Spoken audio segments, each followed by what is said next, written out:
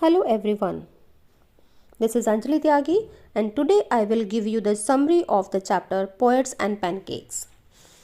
This chapter has been written by Ashoka Mitran and the chapter has been taken from class 12th English.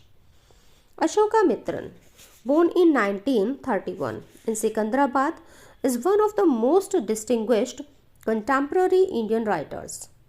In a prolific career that began in 1955, he has written over 250 short stories along with 2 dozen novels and novellas, in addition to a steady output of columns, essays, and book reviews, earning for him a central place in post-independent Tamil literature. His work has been translated into many Indian and European languages. 5 major novels as well as 4 collections of short fictions from his oeuvre are available in English translation.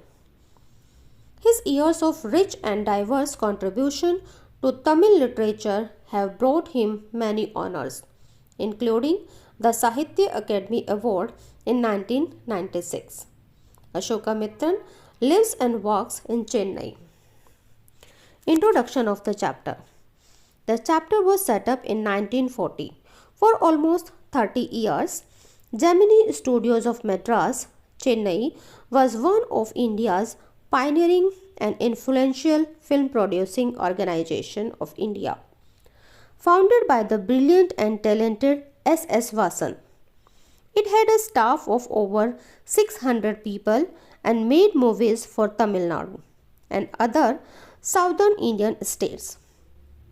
Pancake was the makeup material used by Gemini Studios.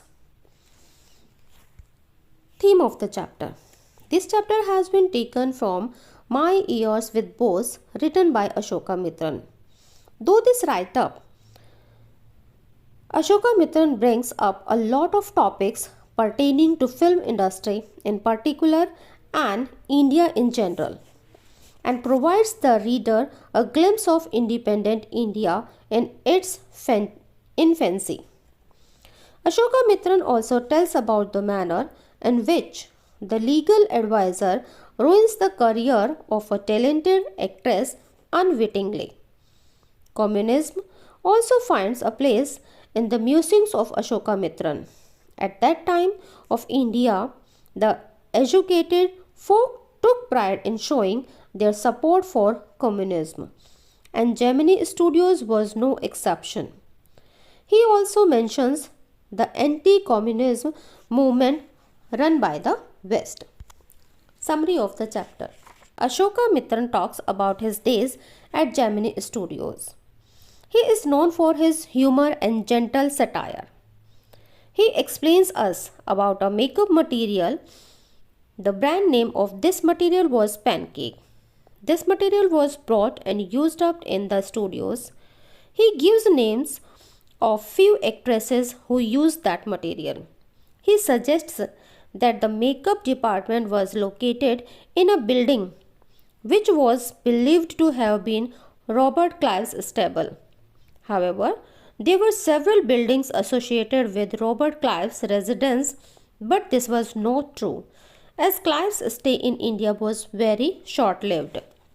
Further, he gives a description of the makeup department as a symbol of national integration, and the makeup room was a hair-cutting salon. Pancake and many other lotions made actors ugly, as it was necessary to make them presentable in movie. In the makeup department, there was a 40-year-old office boy with dream of becoming a star actor or director or lyrics writer. His dreams remained unfulfilled, making him frustrated. For this, he blamed Subbu, who was number 2 and the favorite of the boss. The writer tells about poets who used to wear khadi and believed that communists were monsters.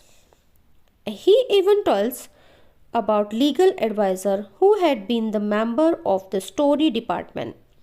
He was at odds in that department and lost his job with the closure of story department.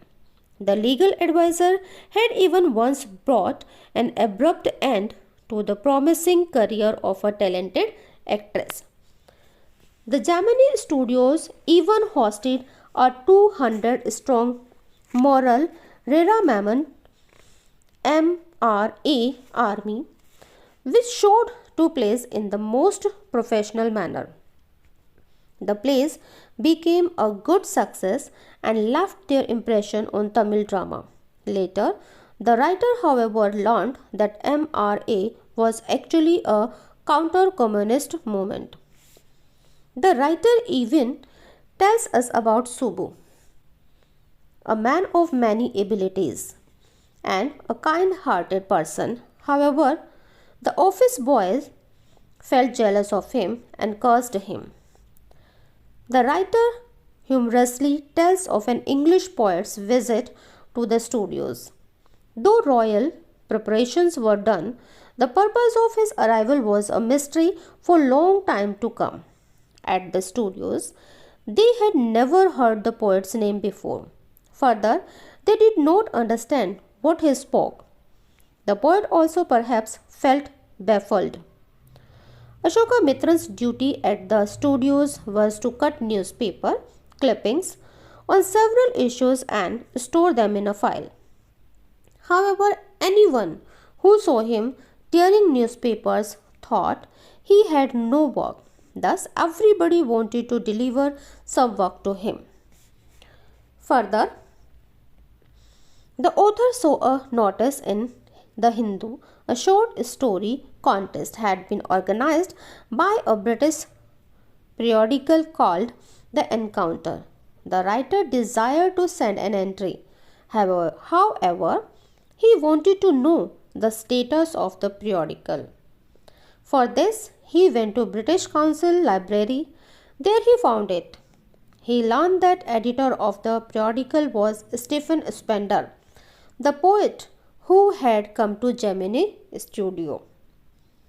After his retirement, he came across a book titled The God That Failed.